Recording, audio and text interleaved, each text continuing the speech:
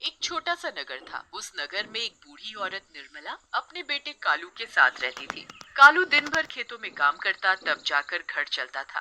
बेटे कालू, आज खेतों में जरा देर से चले जाना काम करने। क्यों माँ, क्या बात है? कुछ काम था क्या? हाँ बेटा, बकरियां भूखी हैं, जरा नदी के पास जाकर इन्हें चरा ला। ठीक है माँ, ऐसा करो, मेरा खाना बांध के दे दो, वहीं खा लूंगा। पता नहीं कितनी देर हो जाए। निर्मला खाना बांध कर कालू को दे देती है और कालू बकरियों को हाँकते हुए नदी के पास ले जाता है और सभी बकरियां अपना चढ़ने लगती हैं। चलो जी, बकरियां तो खाने में मस्त हैं। मैं जरा खाना खा लूं। आ, आ, आ। कालू खाना खा लेता है। खाना खाकर उसे बहुत तेज नींद आती है। पेड़ की ठंडी ठंडी छांव के नीचे वो लेट जाता है, पर घास चुभने की वजह से वो सो नहीं पाता। तभी कालू को पेड़ पर कुछ कपड़े लटके हुए दिखते हैं। कालू उन कपड़ों को उतार कर अपने नीचे बिछा लेता है और आराम से सो जाता है। पर उसे ये नहीं पता था कि वो कपड़े एक भूत के हैं जो नदी में नहाने गया हुआ था। भूत जैसे ही नदी से बाहर आता है नहाकर, तो देखता है उसके कपड़े वहां नहीं है। अरे मेरे कपड़े कहाँ गए? कौन ले गया? अब मैं क्या पहनूंगा? तभी भूत को उसी पेड़ के नीचे एक आदमी दिखाई देता है जो सोया हुआ होता है उसके कपड़ों पर। ये लड़के, उठ! भूत की आवाज सुनकर कालू उठ जाता है और इधर उधर देखता है कि आवाज कौन दे रहा है। तभी कालू को नदी में भूत दिखाई देता है। मम्मी! कौन हो भाई तुम? दिखाई नहीं देता क्या मैं कौन हूँ? आंखों से अंधे हो क्या? मैं भूत हूँ। तुम भूत हो? कहाँ से भूत हो भाई? तो भूत जैसे नहीं लगते। तुम तो कोई गंदे से आदमी दिख रहे हो। ऐसा लग रहा है कई सालों से नहाए नहीं हो।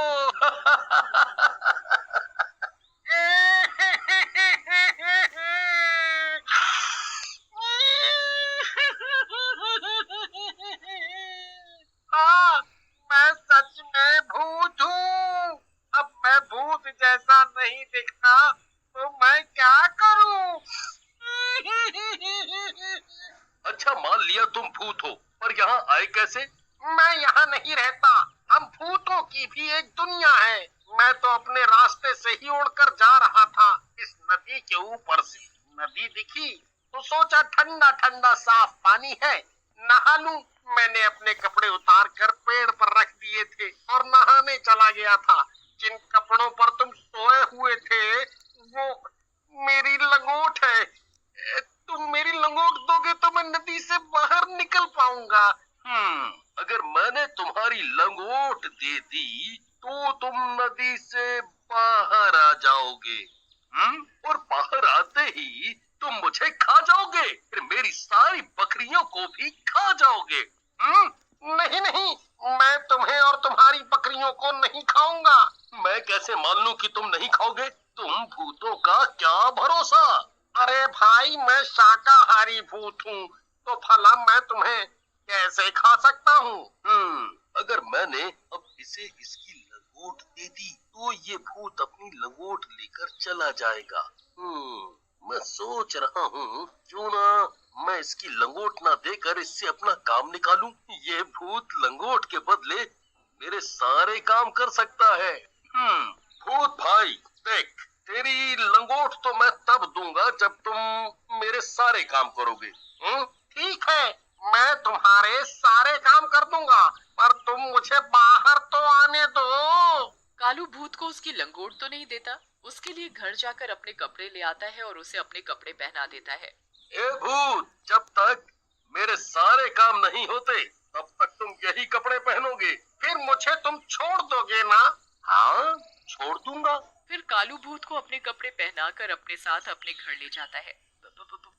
भूत, भाग बेटा, यह हमें खा जाएगा। नहीं माँ, डरो मत, ये हमें नहीं खाएगा और ये भूत मेरा दोस्त है।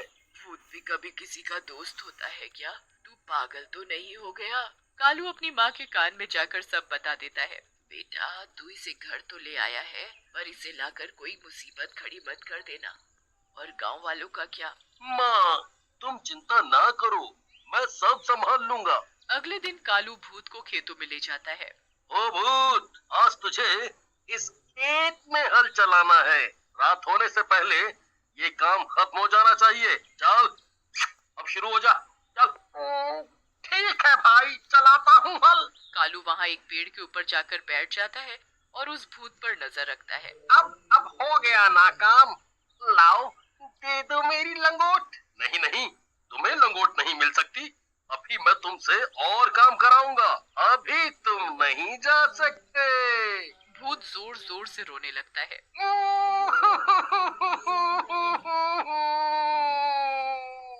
भाई, मेरी लंगोट दे दो। अगर मेरे भूत भाइयों को पता चला कि मेरी लंगोट एक साधारण आदमी ने ले ली है और वो मुझे इसके बदले काम करा रहा है, तो मेरी बड़ी बदनामी होगी। ओहो, तू रोता बहुत है। अच्छा ये बता, भूख लगी है? खाना खाया? हाँ हाँ, खाऊंगा ना। बहुत जोरों से भूख लगी है।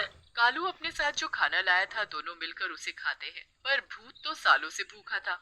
इतने दिनों बाद खाना देखा तो जल्दी जल्दी सारा खाना चट कर गया और कालू भूत का मुंह देखता ही रह गया। खाना खाकर दोनों घर चले जाते हैं।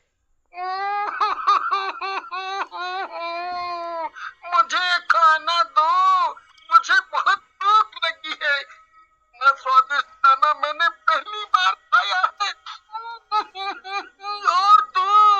अरे तू रोता क्यों है? मैं तेरे लिए अभी खाना लाती हूँ।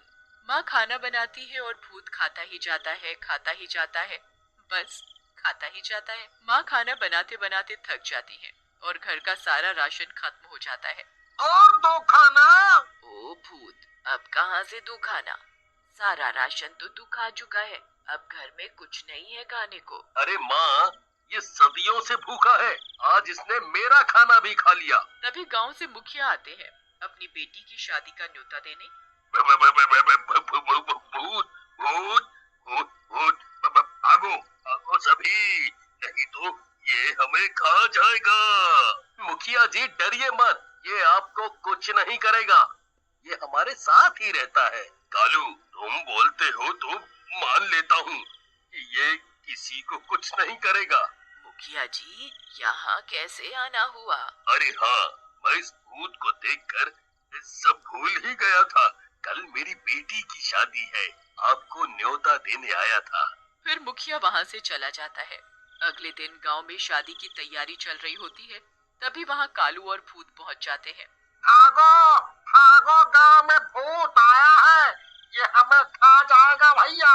अरे अरे, रुको रुको सभी, ये भूत मेरे साथ है, ये किसी को कुछ नहीं कहेगा, किसी को भी नहीं खाएगा, ये शाकाहारी भूत है।